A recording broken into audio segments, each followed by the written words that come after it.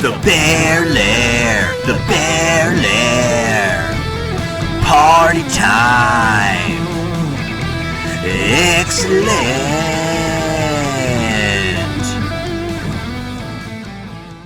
This episode brought to you by VCRs, the technology of the future.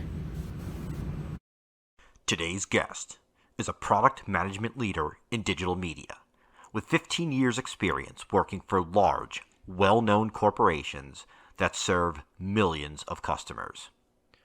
Please welcome Executive Director of Product Management, Darcy Feuerstein.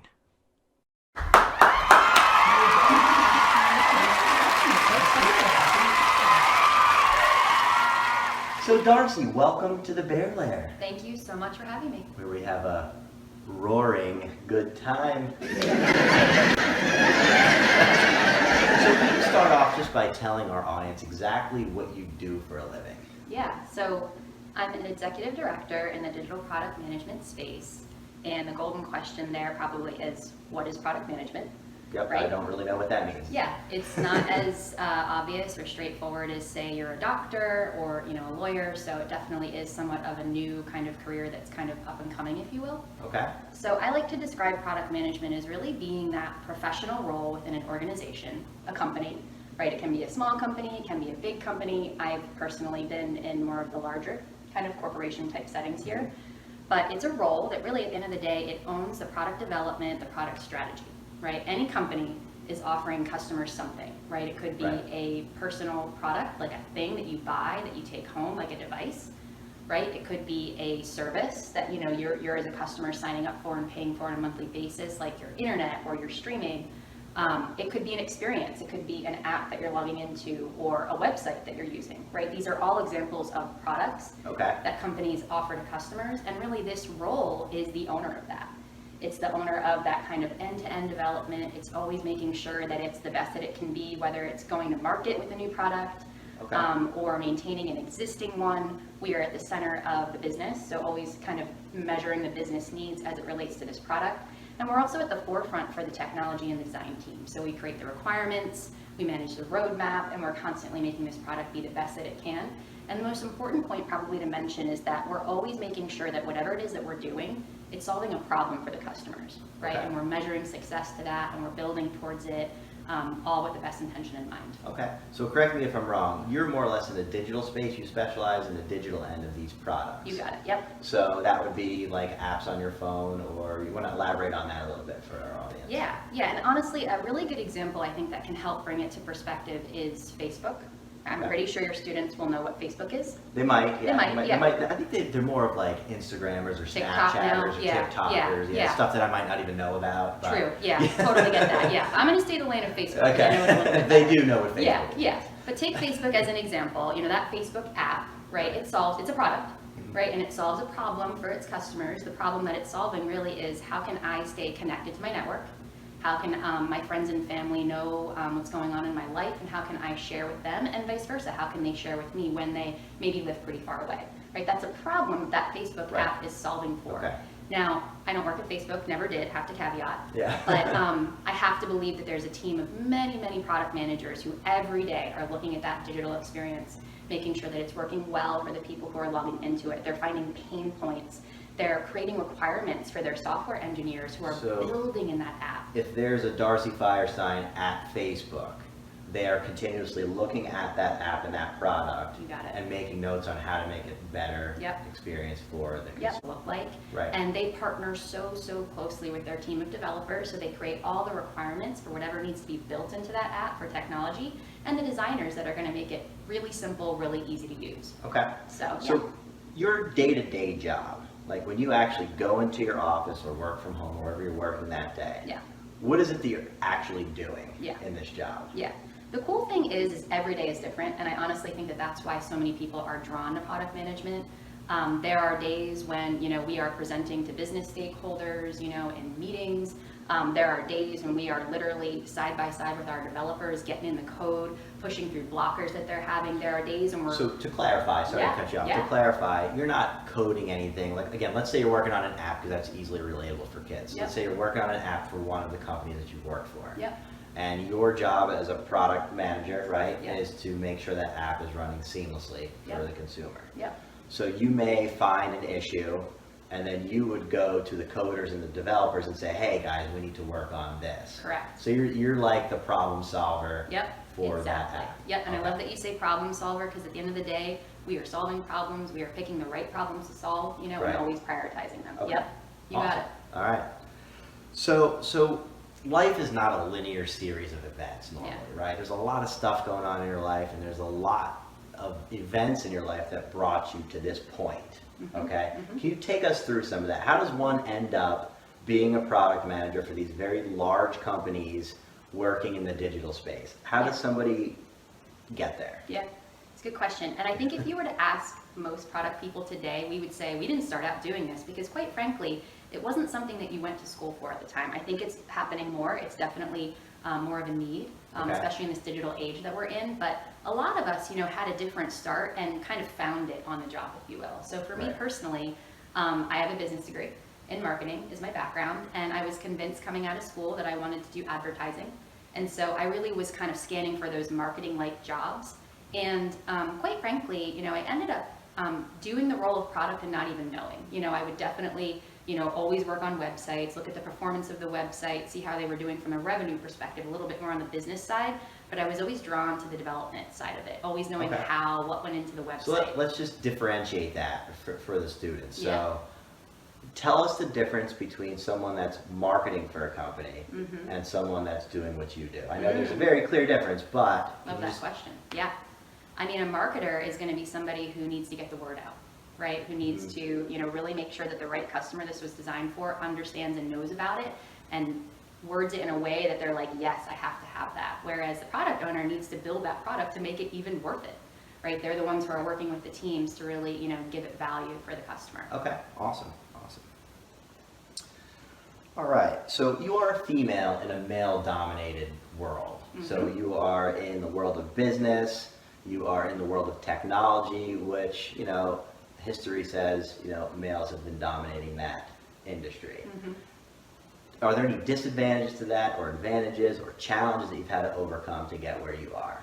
Yeah, it's a good question, and definitely this industry, especially if you look at technology, you do tend to find that when you look around the room, you are, one of the rare female leaders in the conversations. But I'll say that I haven't felt that, in my time, and it's part because I've been, fortunate to work for companies that support everybody, women as leaders, but also part on me too. You just have to not be afraid to speak up, to ask questions, and really to show up in your own way.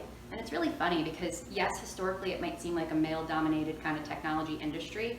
The more you think about it, and I think it's being realized now, that product management, if really your job is to solve customer problems, there's a lot of empathy that you need to have in your role, and that's something that I would argue that I think females actually bring to the table. So it's a nice example of just show up well-rounded, don't ever be afraid to kind of speak up, ask questions, and don't let it get the best of you. I never kind of, went there and always thought, oh, why am I the only woman in this conversation? I just kind of went through and, be bold. And I think that's good advice for anything or anyone in any career, right? Just go and do your best, do a good job, and you'll get the respect of people around you no matter what you are. Exactly. Right? And that, that could go both ways or whichever way you want to see it. But that's good advice. So you did mention that you had a degree in business. Can you elaborate on your education a little bit more? What education would someone need to be a product manager like yourself in the digital space? So again, just to clarify again, when I say product manager in a digital space, Darcy is solving problems on apps. Name a couple other things. Apps, websites. Even you guys have begun using the good old artificial intelligence chatbot experiences where you think you're speaking with a human, but really you're talking to a robot. Is an example of a digital experience. Outbound text messages that are going out to you from companies, all examples of digital experiences. So these are all things that you would help manage within your company. Okay. So backtrack there, we're good. We got that. Yeah, good. I'm glad. What education would someone need to do that for a company? Yeah. Honestly, it can range. I mean, I think, again, you could be coming from a little bit more technical background, and maybe you go through and you get a technical degree as an engineer of some form. You could be like me, marketing. I personally went the marketing route because I feel like it didn't corner me into anything specific. I still didn't exactly know what I wanted to do, and it just left the door open for a lot of different ways in which I could take my career. You could also have a little bit more design background. Quite frankly, you have a degree, you start getting some experience, and that's where it starts to show up. Okay. While yes, more now, I think you can, get certified out the door, entry level, and show up as a product person, which that is definitely an avenue. I think it's the experience that comes and where you're drawn to on the job that you might pick that really leads you there. So you're essentially saying, get a business degree, get a job, and kind of see where it takes you. That's what happened for you. Correct. So if I have a business degree, business marketing degree like yourself, what other jobs does that open the door for? So your job obviously, or just marketing for a company in general. Yeah, marketing. I mean, there's so many different things you can do with it. You could be a little bit more on the research side if you like data. You want to have focus groups and learn about customers and organize that and view the data and synthesize the data. Could be a space that you go into. You could work for any large organization, as kind of that communications lead, not only marketing, but also driving the email campaigns as well as the text campaigns. There's just so many different things you can do with a marketing degree. It's such a general business degree, which I was very drawn to. That's why, that's why you chose it. Okay, awesome. So with your education, which college did you go to? I went to Temple. Temple University, Yep. All right. Did you have any debt coming out of school?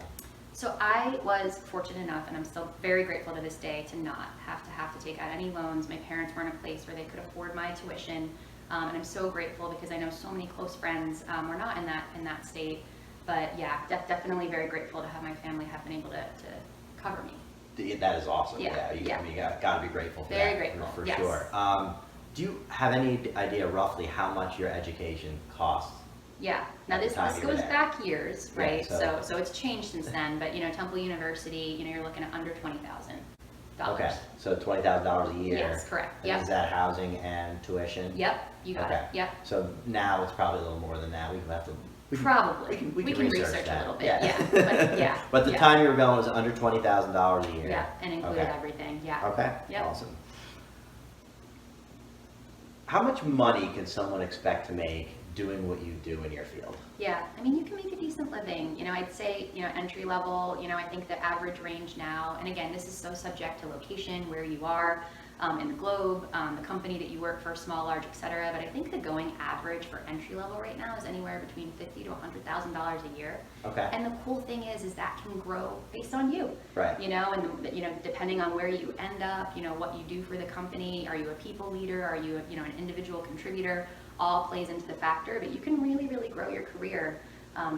Given where you go with that. Okay. Yeah. I mean, that's awesome. So you're starting anywhere between $50,000 and $100,000. Is there a ceiling to that, or entry level, or more kind of? Well, if I get more experience, let's say, Yeah, I mean, climbing the ladder. There's nothing to stop you from making well over 200 to 300 a year, and continually going. It's really based off of you and where you want to take it. I mean, I've seen product people rally all the way up to the product officer of a company. You can go in the technology space. You can get into a heavy executive leadership role if that's where you want to go. Okay. So there's lots of opportunities. All right. So how about some other perks of your job? How about health benefits? How does that work for you and your company? Yeah. Full medical, full dental, full retirement, 401k insurance. I'm actually, in our home, personally, my husband's on my insurance too.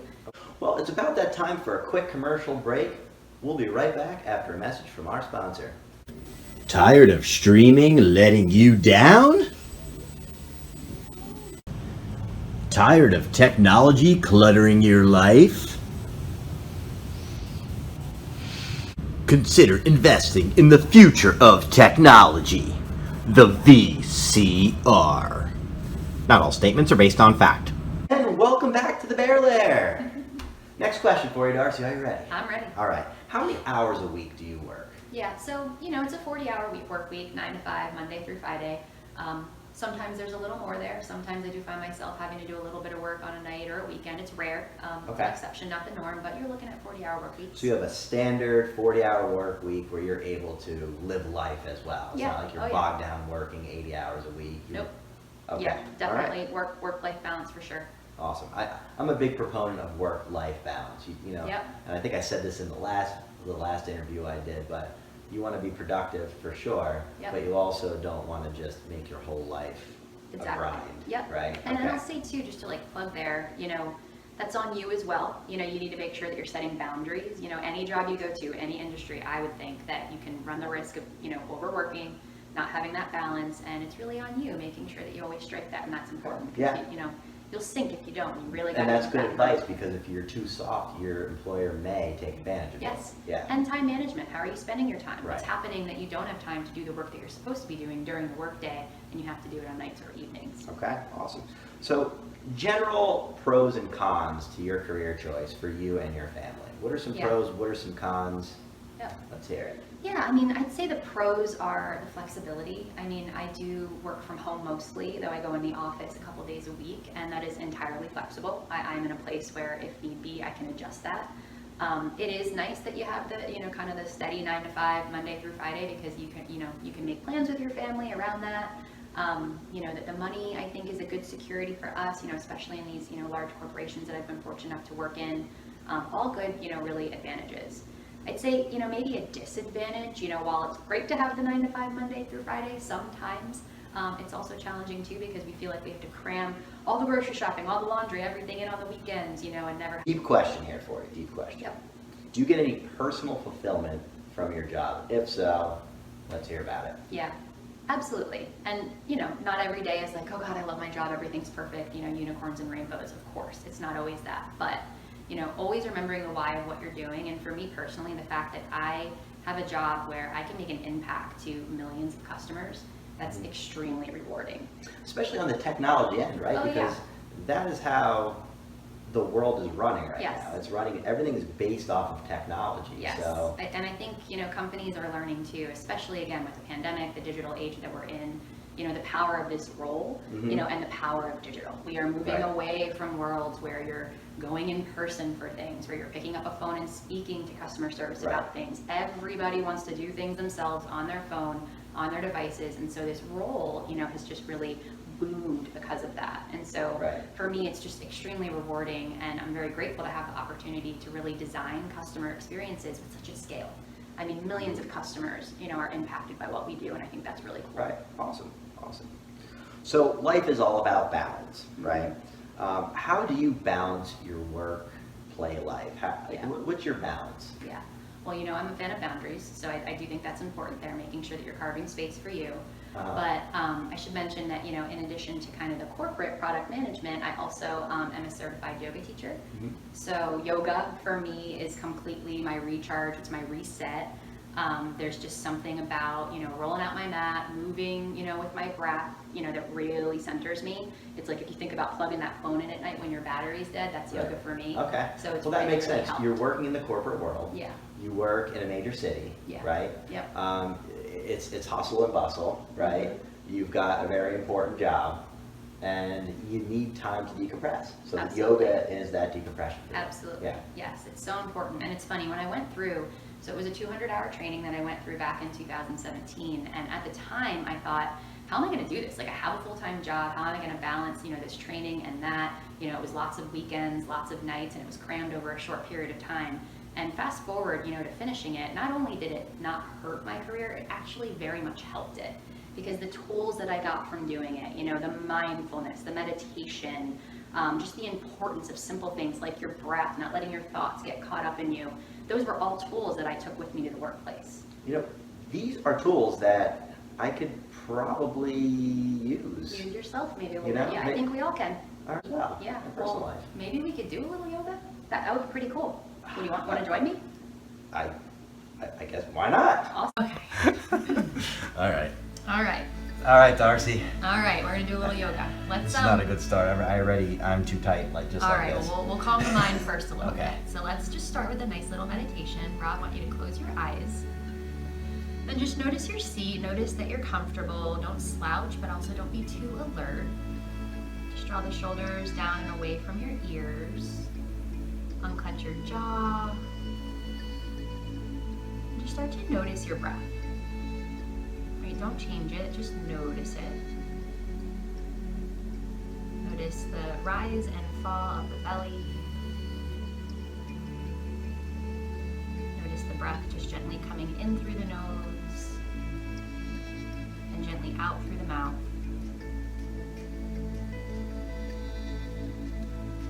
Just give yourself a few moments to get out of your head. And just focusing on the very simple breath.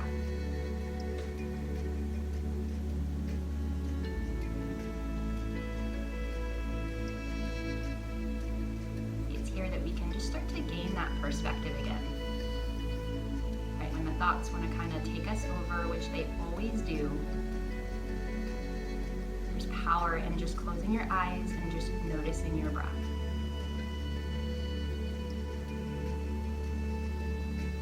Take one more full breath in, fill up. Exhale, open the mouth, send it out. Open the eyes, and welcome back. That is calming. It's calming. Nice. Good. We're gonna do what's called eagle pose. It's a nice bendy pretzel-like pose, and I think you'll have a lot of fun. Oh, lovely. It sounds lovely. So let's go ahead and bend our knees a little bit, slight bend, and just bring your arms out to a T, and wrap your right arm underneath your left. Now you might just give yourself a hug because your shoulders are tight, but a lot of us, if you can, find that bind of your arm. It's a good shoulder stretch if Yes. you do. Yeah, you got it. And bring your elbows in line with your shoulders. Ooh, yeah. What? You got it. Elbows in line with your shoulders, a little bit higher, right there. You feel the stretch in your shoulders? Gotcha. All right, here's the fun part. Ready? So now I want you have the bend in the knees. Lift your right leg up a little bit and start to cross it over your left. Now, just like your arms, maybe you find that bind of your foot behind your calf and sink into your leg like you're sitting. What? You're in. All right, you're an eagle. Rob, unravel. This does look eagle-like to me. Yeah, Darcy. you're kind of curling into a ball. All right. Want to do the other side because you can't come out if you're wobbling. Okay, all right. All right. Let's do bend in the knees. Left arm under the right this time. Maybe you're just hugging. Maybe you're finding that bind. Okay. Now shift weight to your right foot. Start to lift your left leg up. Cross it over. Crisscross applesauce. Sink down. Well, I can't get this one around at all. And that's normal. We don't have even sides of our body. There you go. There's eagle pose, Rob. Beautiful.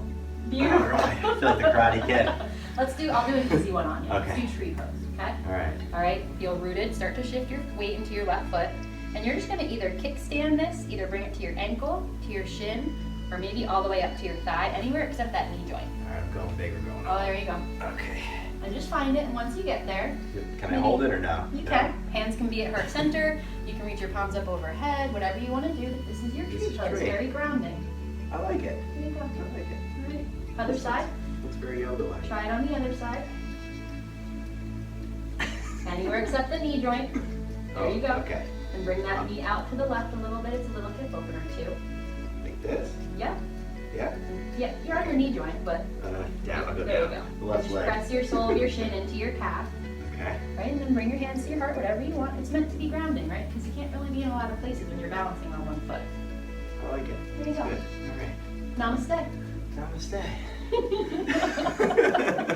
Wow. I'll tell you what.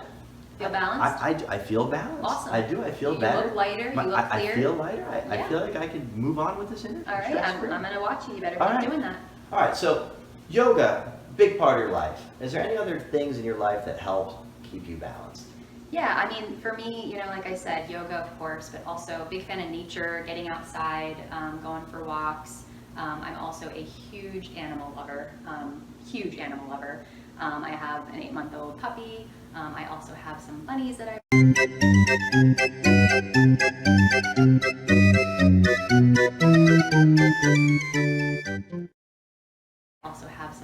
I've rescued as well. I mean, if it were up to me, I would probably be on a farm with as many animals as I can get, but they really just, they kill me. Can I call you out about your bunnies? I figured you would. How many bedrooms in your house are dedicated to bunnies? I might have 2. Yeah, Two bedrooms. and I have 4 bunnies, Two but I like to say bedrooms. 2 pairs, really is how I would word it. But yeah, it's kind of my thing. So yeah. you know, most people would just be lucky if they got to live the life your bunnies live. Yeah. The outdoor bunnies, sometimes, you know, they look in and they're like, I know what's in there. I'm going to get in that house. Yep, I'm going to get in crack that house. Yeah. Yep. All right, so there are so many jobs in the world of business, and honestly, I don't even know what most of them are. Many of my friends are in the world of business, in the corporate world, and you know, they give me a title, and I have no idea what they do. Yep. So thank you for clarifying what you do on your end. What are some other jobs that maybe I have some viewers out there that are thinking, all right, wow, business sounds cool. I don't know that I necessarily want to do what Darcy does. What are some other ideas for me? Yeah, I mean, I'm sure you're sensing from me too that yes, it's about the degree that you go with, it's about what you set out for your career for, absolutely, but just as equally as important is the experience that you get. You are very spot on that it's not a linear path, and you know, you will probably find, if I'm a betting person, that whatever you set out for in business, you take it somewhere else and you go where you want to go. I would say, you know, for me, something that's booming right now that I'm seeing a lot of big companies, you know, hire for are, you know, software engineering, software development, being somebody, maybe if you're somebody who doesn't want to be out and about and presenting and in meetings, but you're very technical oriented and you like science and things like that. Software development, code websites, code apps, that is huge. And the beautiful part of it is changing all the time. You're always learning new technology. So let's say I'm going to college and I'm getting a business degree with a minor in some sort of coding. Yeah. Is that something that happens? Absolutely. You know, And that there's would really open doors. engineering, you know, there's Okay. software technology, there's so many different types of opportunities there. But I think it's always a good notch to have in your belt, even if you are maybe setting out to be a product or a business person, just knowing the types of technology that you're going to be working with will only help you. Okay. So definitely a big one. I also think too, you know, creative design is really great if you're somebody who likes art and you're really, you know. So I like how you're kind of going to different sides of the brain here. You're saying like you're Yep. analytical type, she's talked about data crunch numbers, Yep. you talked about coding, and now you're talking about, well, if you have a creative There you side, go. Yep.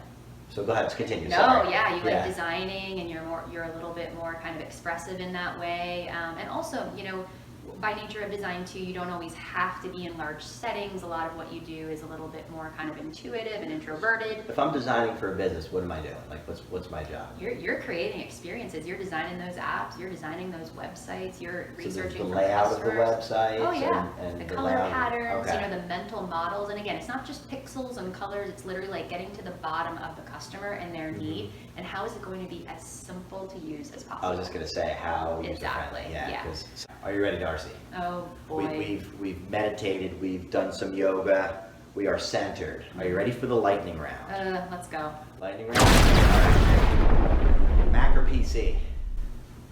Mac. Mountain or warrior pose? Ooh, mountain. I googled those, yeah. I'm proud. I'm impressed. Favorite bunny breed? Ooh, a dwarf. They're the ones that look like they have pants on. We like our bunnies with pants. Beach or mountains? Mountains. I'm actually surprised by that answer. Really? Yeah, I thought you were going to say beach. Music or sports? Music. Cake or pie? Pie. Best place to travel? I would say Panama. It's the last cool place that I was at. You did yoga retreat. I didn't did, you? Yes. I did. All right. All right. This one's kind of not really a lightning question. Make you think a little bit. Secret to be successful. Secret to success in the world of business, in the corporate world. Good one.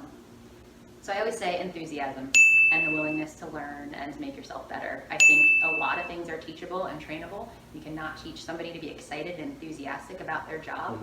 And just remember that equally as important as doing good work is what you produce is good. If you're working in a big company, relationships. Who you work with, how you show up, be kind, be good to work with. It's going to help you.